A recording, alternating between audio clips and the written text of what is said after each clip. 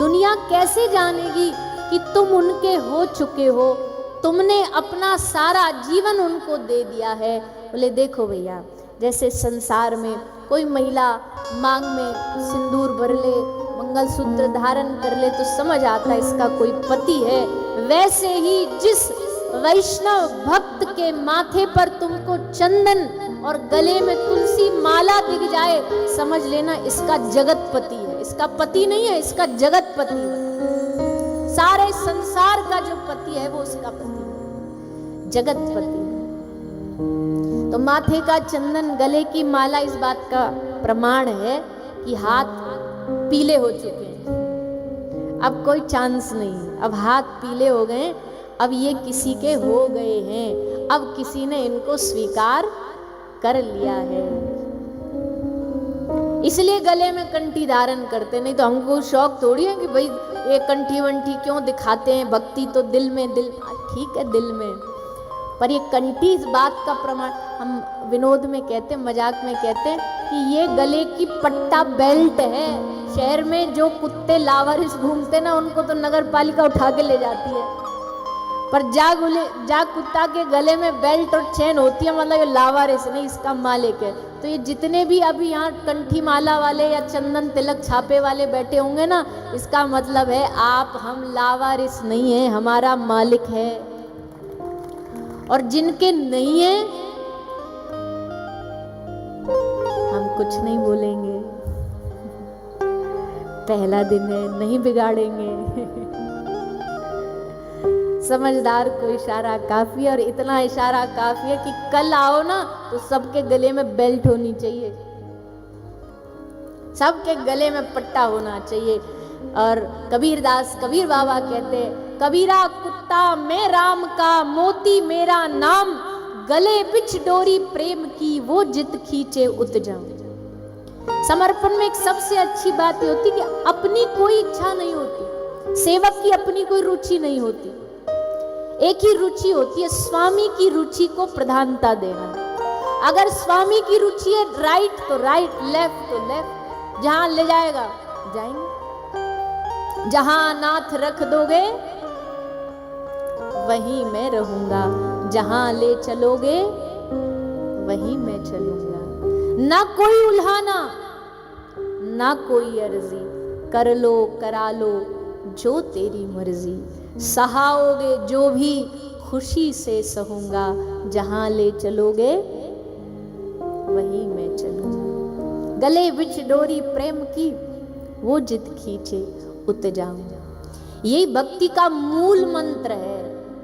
भक्ति प्रेम की बात अगर हम करते हैं तो भक्ति का मूल मंत्र क्या है कि भैया उनकी रजा में, उनकी मर्जी में अपनी मर्जी मिला लेना, बस।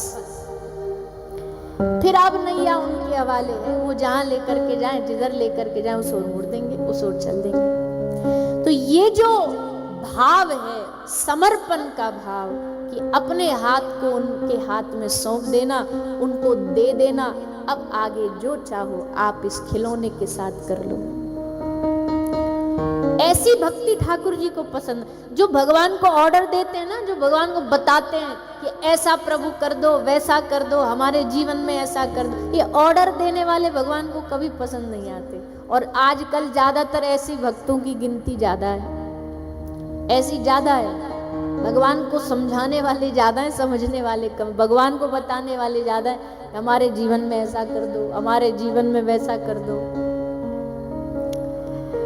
पर हमें इन 3 दिनों में कोशिश करनी है, अब आगे कितना हो पाए वो तो हमको भी नहीं पता, पर कोशिश ये करनी है हमारी भक्ति कथा सुनकर के एकदम निष्काम बन जाए, एकदम निष्काम, किसी प्रकार की सकामता बचे ही ना हृदय में। भगवान से बोलो कि जो आप चाहो वो करो, जो आप चाहो वो करो। इस भक्ति का मजा ही अलग है। देखो ये बात एकदम सच्ची है, किसी के पास मांगने जाओगे ना तो सर झुका के जाना पड़ेगा। मांगने वाले की नजरें हमेशा झुकी होती हैं। और अगर नहीं मांगने जाओगे, मान लीजिए कोई दुनिया का बादशाह है, बड़ा राजा है, और उसके पास आप जाओ, सारी दुनिया कह रही हमें ये दे दे, हमें वो दे दे, आप जाओ और उस बादशाह से कहो हमें कुछ नहीं चाहिए, तुम्हें कुछ चाहिए तो बोलो, एकदम छाती तान के बोलो। वो भी बोले वाह कौन आया है ऐसा।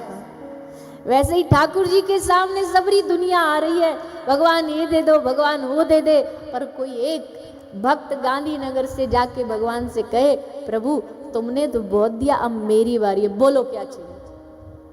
भगवान भी सबको छोड़ के ना वही को देखेंगे, भाई तू कौन महात्मा आया है, ये कौन सी तोप आई है जो हमको कह रही है, क्या दे देगा तू, क्या है तेरे पास। बोले प्रभु कुछ नहीं है, देने लायक तो हमारे पास ना तो धन ना धान्य, क्योंकि देखो देना वास्तविकता में उसको कहते जो अपनी ओर से दिया जाए।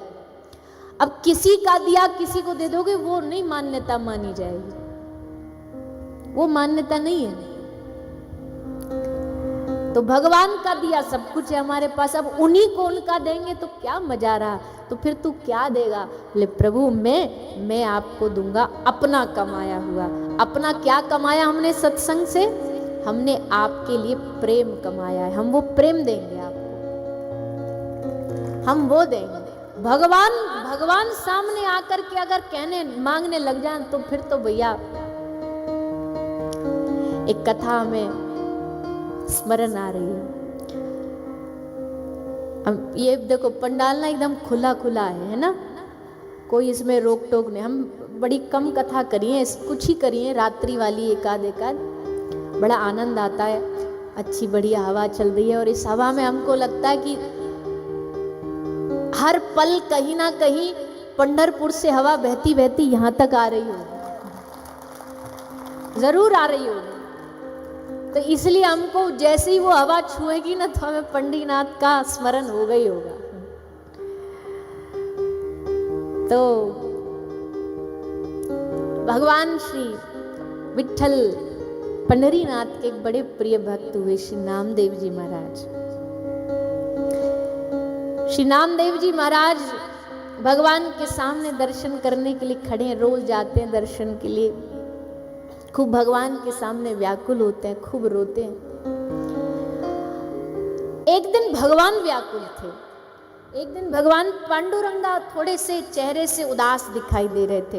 और भैया हम तो बार बार कहते हैं जो मूर्ति है ना भगवान की, ये पल पल छिन छिन बदलती है, जिनमें भाव होता है उनको दिखाई देगा। आज भगवान रूठे हैं, आज भगवान रुष्ट हैं, आज ने ज्यादा एक्स्ट्रा खुश लग रहे हैं, आज लग रहा है कोई भक्त से मिलके आए इसलिए खुशी डबल है इनकी। तो चेहरे के एक्सप्रेशन चेंज होते हैं भगवान के, और भक्ति पड़ सकता है, सब कोई नहीं। तो नामदेव जी ने कहा प्रभु आज आप बड़े अपसेट से लग रहे हैं, क्या बात हो गई। तो पांडुरंगा बोले नामदेव जी को, नामा हमारो मन कर रहे हो मालपुआ खाने को। नामदेव जी बोले बस इतनी सी बात।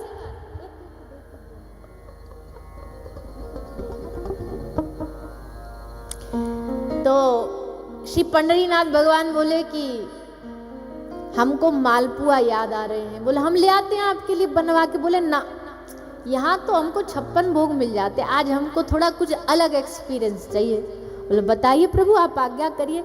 हमने सुना तुम्हारी माता के, तुम्हारी मैया के हाथ के मालपुआ बड़े प्रसिद्ध हैं। बोले हाँ वो तो हैं, बनवा लाऊं। बोले ना सुन तो लो पहले हमारी पूरी बात, बीच में बोल पड़ते हो। बोले बताइए प्रभु।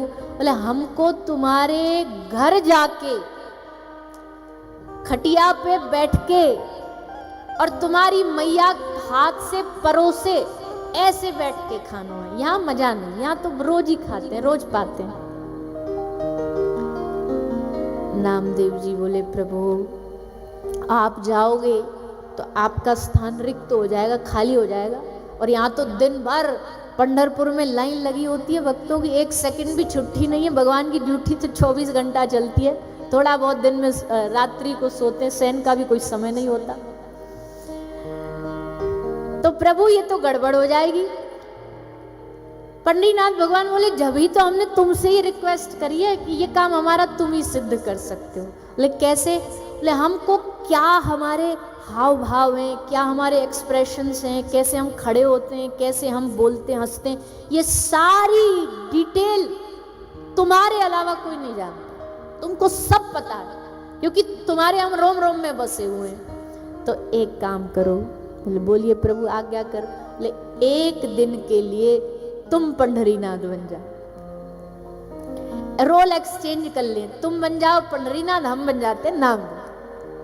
तुम यहाँ खड़े हो, तुमको भी तो नेकाद पता चले भगवान होना कितना डिफिकल्ट है।